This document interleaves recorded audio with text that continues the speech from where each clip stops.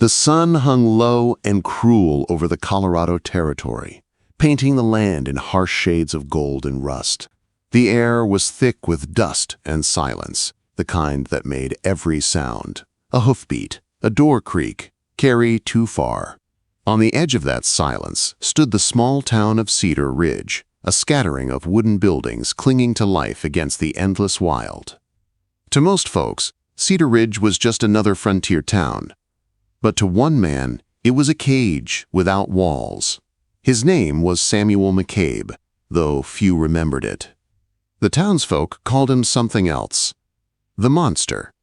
They said he'd come back from the war broken in body and soul. They said his face looked like it had been carved by fire, and that even his smile could curdle milk. They said he'd killed a man in cold blood at the Broken Wheel Saloon, and that the sheriff had quietly told him to stay away from town if he wanted to keep breathing.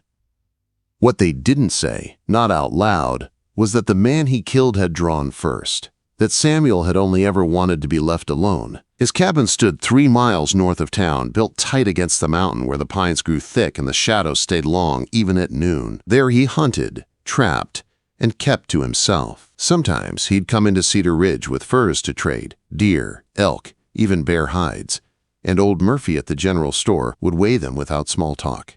Coins slid across the counter, supplies went into a sack, and Samuel would be gone before the church bell finished its toll. Children whispered stories about him around campfires. Mothers warned their little ones, "You mind your chores, or the monster will come down from his mountain."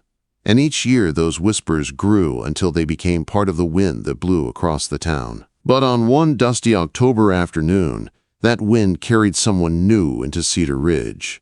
Someone who would see Samuel McCabe not as a monster, but as a man. The stagecoach rolled in from Denver, wheels grinding against the rocky trail. When it stopped in front of the Cedar Ridge Hotel, a woman stepped down, holding the small hand of a boy. Her black dress was travel-stained but neat, her back straight, despite the weight of grief. Her name was Elizabeth Hartley, widowed 8 months earlier by a train accident in Kansas City. Beside her stood her 6-year-old son, Thomas, wide-eyed and clutching a small carpet bag. "Mama," he whispered, pointing at the faraway mountains. "Are those the Rockies?" Elizabeth smiled faintly, brushing the dust from his hair. "Yes, sweetheart. That's where we'll make our new start." She had come west under the Homestead Act, 160 acres of land promised to anyone brave enough to claim and work it. It was a desperate gamble, but desperation had long since become her companion. When her husband died, so did the polite pity of friends.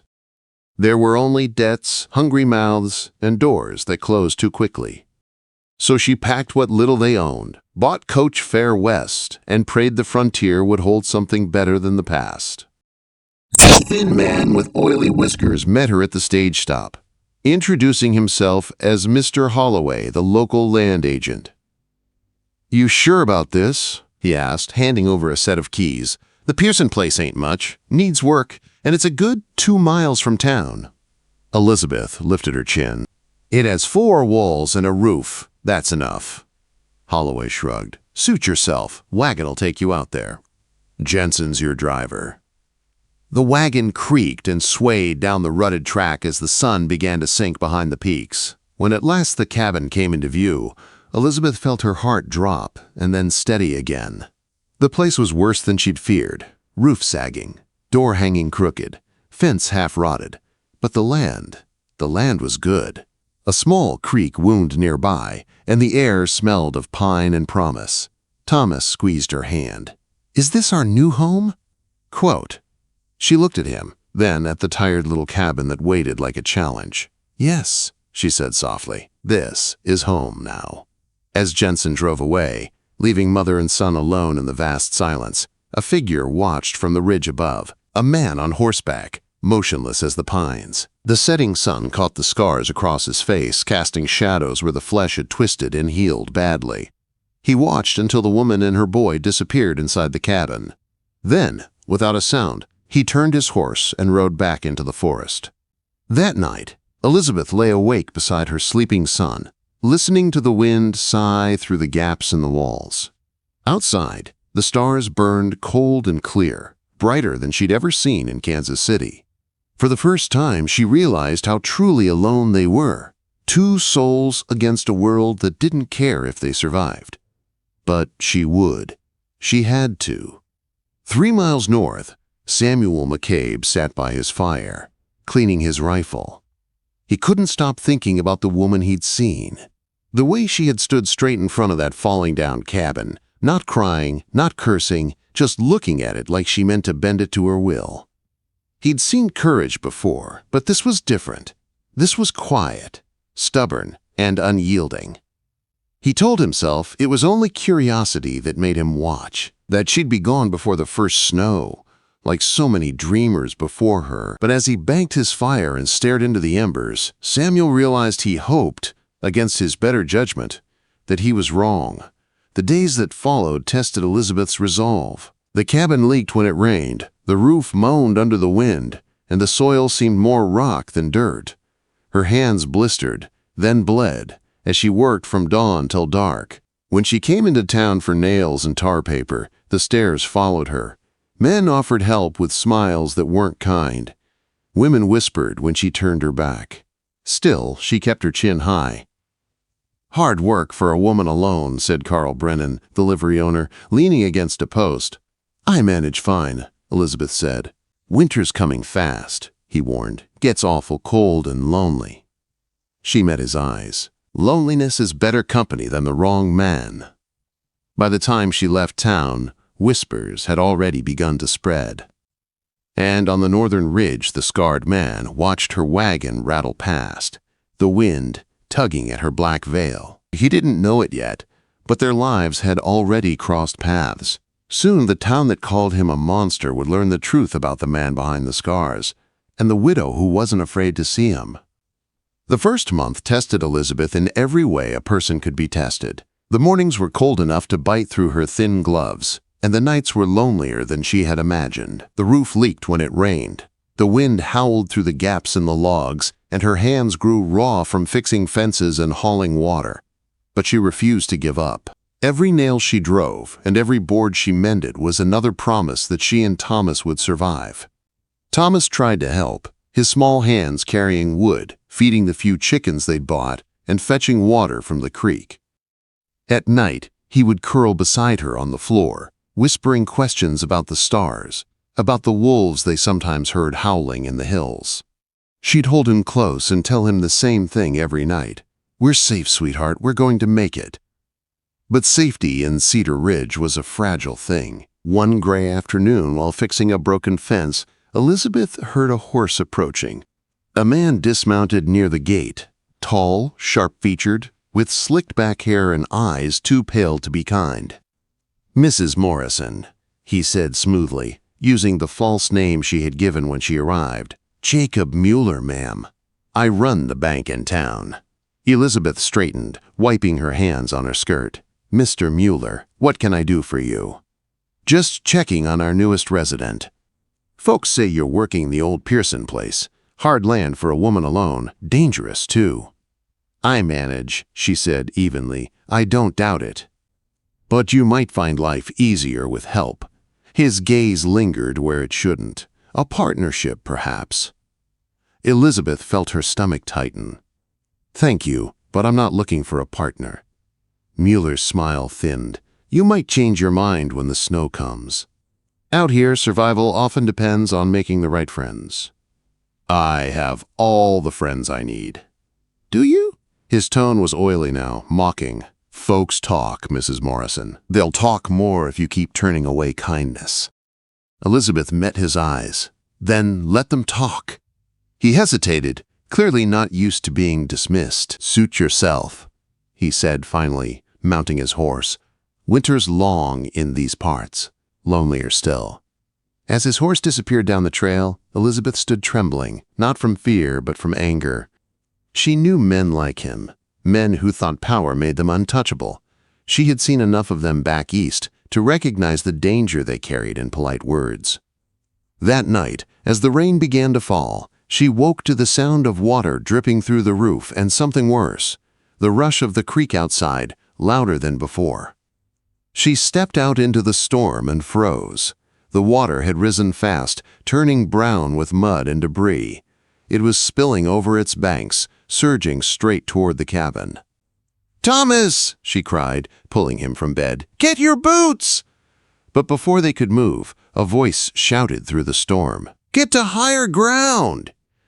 Elizabeth spun, and through the sheets of rain she saw him, the man from the ridge. He was on horseback, soaked to the bone, his scarred face lit by lightning. "The dam upstream's breaking," he shouted. "You'll lose the cabin if you stay." Quote, "I can't leave," she yelled back. "Everything we own is here." He dismounted and strode toward her, the storm whipping around them. "Then help me divert it. You got tools?" "Shovels in the barn." "Get 'em!" For the next 2 hours they fought the raging water together. The man moved with a quiet, fierce strength, his hands sure and fast, even as the mud pulled at their boots. He showed her where to dig, where to pile stones to turn the current. Thomas worked beside them, wide-eyed but determined, passing smaller rocks with his small hands. When the dam finally broke, sending the flood roaring harmlessly down the valley, they stood, soaked and trembling in the mud.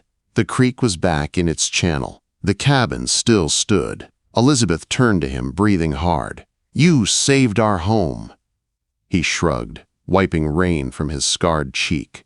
"Didn't do it for thanks." "Then at least let me offer coffee. You must be freezing." Quote, his gray eyes flicked to hers, then away. "People won't take kindly to you knowing me, Mrs. Morrison." "I'll decide who I know, mister." He hesitated. "McCabe, Samuel McCabe." "Then thank you, Mr. McCabe."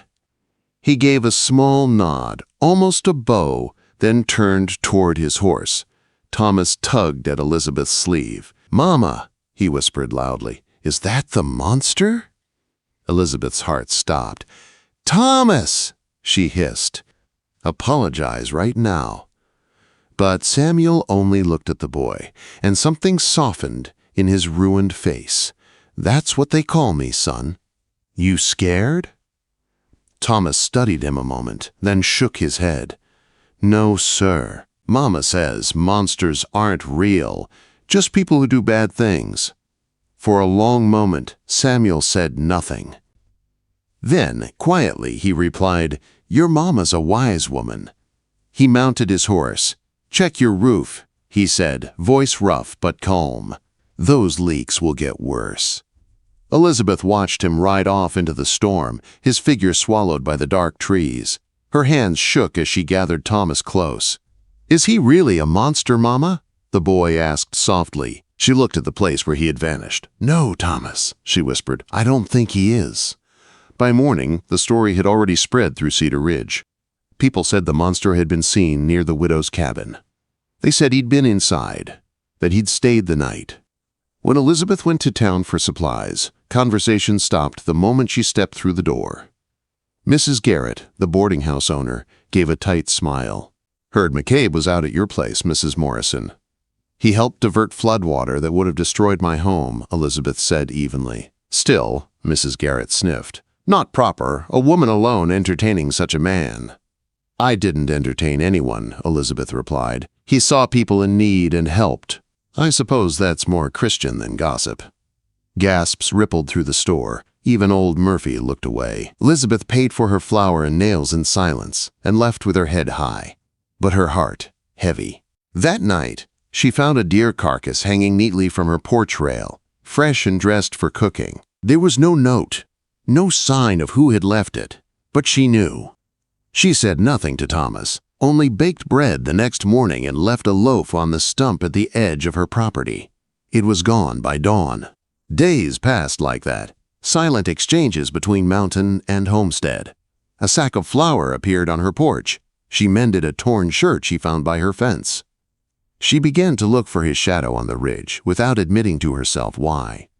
Then, one evening, as snow began to fall, she heard Thomas's voice outside. "Mr. McCabe, look what I drew!"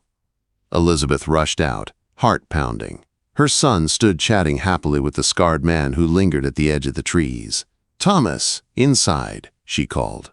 "It's all right," Samuel said quietly. "He's a good boy." "You shouldn't be here," she said, but her voice lacked conviction. He lifted a small bundle. "Brought you this. Rabbit stew meat." She hesitated, then stepped closer, her boots crunching on the snow. "Then come in, at least for coffee. It's cold out." He looked torn, every muscle tense. "People talk," he murmured. "Let them." Quote. For the first time in years, Samuel McCabe stepped across another person's threshold. Inside, the warmth and lamplight seemed to take him by surprise. He sat stiffly, as though unsure what to do with his hands. Thomas peppered him with questions about hunting in the mountains, and Samuel answered each one with quiet patience. He even smiled once, a crooked, painful smile that changed his whole face. When he finally rose to leave, Thomas was asleep by the fire. Samuel looked down at the boy, his voice low. "He's not afraid." "Children see what's real," Elizabeth said softly, "not what they're told to fear." Samuel's gray eyes met hers. "That's dangerous in a place like this." "Maybe," she said, her heart steady. "But living in fear is worse." He left into the falling snow, and Elizabeth watched him disappear into the night. Something had shifted. Something she couldn't name yet, but she felt it in the quiet beating of her heart. The next morning, Cedar Ridge woke with a new rumor, and Elizabeth Hartley's life would never be the same. By the next week, everyone in Cedar Ridge was talking. The whispers had turned to open judgment. The widow had entertained the monster, they said. She'd let him into her home, let him sit at her table. Some claimed he'd stayed the night, others that he'd bewitched her with war magic. The truth didn't matter, only the telling. When Elizabeth walked into Murphy's store, the chatter stopped dead. Women turned their backs. Men watched with smirks that made her skin crawl. "Shameful," Mrs. Garrett muttered loudly, loud enough for all to hear. Elizabeth placed her list on the counter with steady hands. "What's shameful," she said evenly, "is how this town treats kindness as a sin." Her voice didn't tremble, but her heart did. From that day, her credit was cut off. Prices doubled. Children whispered cruel things to Thomas at the well. Still, she held her ground. She had faced worse storms than gossip. But trouble was coming. Not in whispers this time. 2 days later, she saw dust rising on the road. 3 men rode toward her cabin. Jacob Mueller led them, his pale eyes cold. Behind him came Frank Garrett and a burly ranch hand she didn't know. Elizabeth set down her axe and waited, her pulse steady but hard. "Mrs. Hartley," Mueller said, dismounting. "I was told you were warned," he continued, his tone oily. "But it seems you need reminding. This friendship you've struck with McCabe is dangerous for you. For your boy." "My friendship is my own affair," she replied. "Is it?" He smiled thinly. "You've brought shame to this community. A woman alone, keeping company with a murderer. People are concerned about your fitness as a mother." Her voice went cold. "You will leave my property now." "Careful," Garrett sneered. "You talk mighty big for a woman with no one to back her." Elizabeth's grip tightened on the axe handle. "I said leave." Mueller's mask of politeness cracked. "You think that scarred freak will protect you? He couldn't even protect himself. This land will be mine before spring. You'll come crawling to me then." She took one step forward. "I'd rather starve than crawl to you." For a moment, no one breathed. Then Mueller jerked his reins and turned his horse. "Have it your way," he said. "But remember, accidents happen out here." When they rode off, Elizabeth's legs nearly gave out. She knew what he meant. The threats wouldn't stay words for long. That night, she barred the door and kept the shotgun close. Thomas, sensing her fear, stayed quiet. The next morning, she found the chicken coop smashed, her hens dead and scattered. The fence was torn down. Broken glass glittered near the well. She didn't cry. She just cleaned it up and started again. But Samuel noticed. That evening, as the sky turned purple, he appeared at her door. "You've been targeted?" he said simply. "I can handle myself." "You shouldn't have to." His gray eyes softened. "This is my fault. I brought this on you." "No," she said, stepping closer. "You brought us safety when we were drowning. You brought food when we had none. This," she gestured toward the damage, "isn't your fault. It's the fault of cowards." He didn't argue, just nodded once. "Then let me stand with you." Quote, "From that night on, Samuel stayed near, not in her cabin, but close enough that she could see smoke from his fire on the ridge. Every morning her woodpile was higher. Every evening her traps were checked, her fences mended. It was protection without words, and somehow it was more comforting than any promise could have been. One night, as snow began to fall, Elizabeth found him outside splitting wood. "You'll freeze," she said, holding out a lantern. He looked up, his face half in shadow. "Used to worse." "Come inside," she said quietly. "There's stew." For a moment, he hesitated. Then, slowly, he followed her in. Thomas grinned from the hearth. "Mr. McCabe." Samuel nodded, setting his coat aside. He ate quietly, his rough hands clumsy on the spoon. When he was done, Elizabeth poured him coffee. The silence between them was thick, but not uncomfortable. Finally, Samuel spoke. "I shouldn't be here. Folks already hate you for knowing me." "Then let them," she said softly. "I've lived through gossip, hunger, and fear. I'm done hiding from what I want." Quote, "What is it you want, Elizabeth?" Her voice was steady. "To live without fear, to see people as they are, not as others say they are, and to share my table with a man who's earned my respect." He looked at her then, really looked, and something in his face broke. "You don't know what it's like," he said quietly, "to have folks look at you and see a monster, to forget what it feels like to be touched without pity." Elizabeth reached across the table and took his hand. His breath caught. He flinched, as though her touch burned. But he didn't pull away. "They call you a monster," she said softly, "but I'm not afraid." He stared at her, his scarred face unreadable. Then, slowly, his fingers closed around hers. Rough, strong, human. "Elizabeth," he said, her name barely a whisper. Thomas stirred in his sleep, and she pulled her hand back gently. "Get some rest," she said. "Tomorrow's work will be heavy." But Samuel didn't sleep that night. Neither did she. At dawn, the sound of hooves shattered the silence.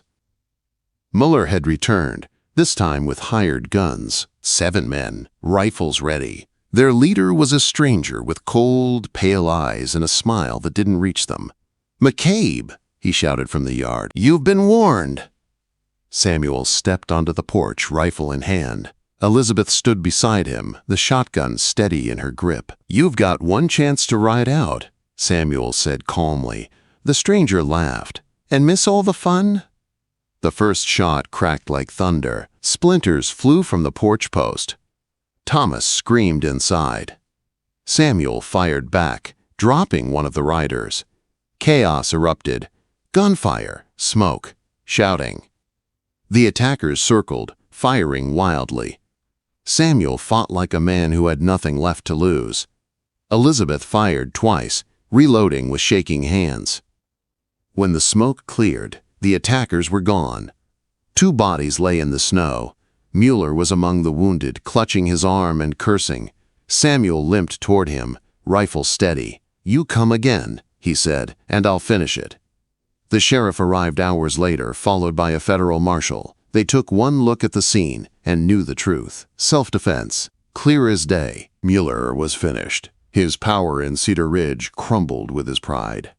In the months that followed, the town began to change. The whispers grew quieter. Folks who'd once crossed the street now nodded when Samuel passed. Elizabeth reopened her garden, her laughter returning with the spring. One morning, as the thaw began, Samuel stood beside her by the creek, the same creek that had almost taken everything from them. He took her hand, rough and scarred, in his own. "You changed this place," he said. She smiled. "No, Samuel, we did." From the ridge, the first wildflowers bloomed where snow had been. The people of Cedar Ridge no longer called him a monster. They called him a husband, a father, a good man. And the woman who had once arrived with nothing but hope had built a life, a family, and a legacy that whispered through the valley for years to come. All because one day, when everyone else turned away, she had taken a broken man's hand and said, "I'm not afraid."